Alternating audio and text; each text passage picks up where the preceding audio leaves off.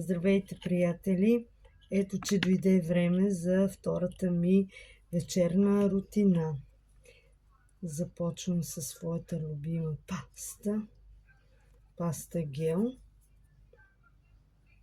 без флоре, с екстракт от ехинацея. Помага за възпалението на венците, намалява кървенето на венците. Препоръчва се за ежедневна употреба. Като цяло е препоръчана за грижата за венците ми. И така, след дългия ден, кожата ми заслужава най-доброто.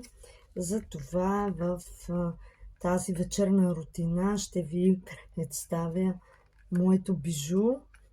Го наричам още. Това е серумът с ницианамид.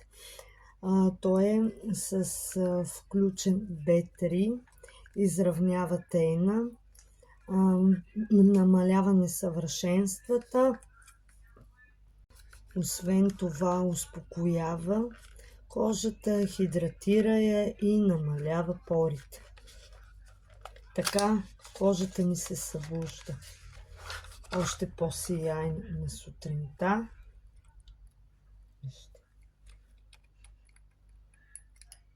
Уникално.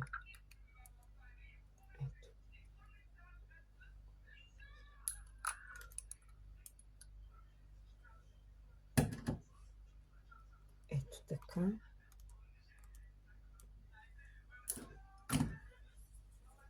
Да го разтрия ето така.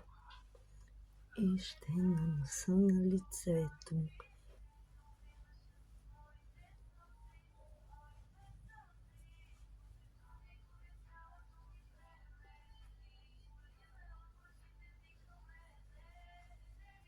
Ето така.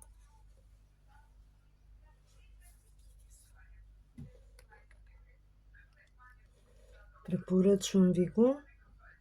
Фирмата по 40 годишнината пуска на оферта от 8 до 14 юни комплекта серуми, двоен комплект, така че може да се възползвате и не чакайте последния момент.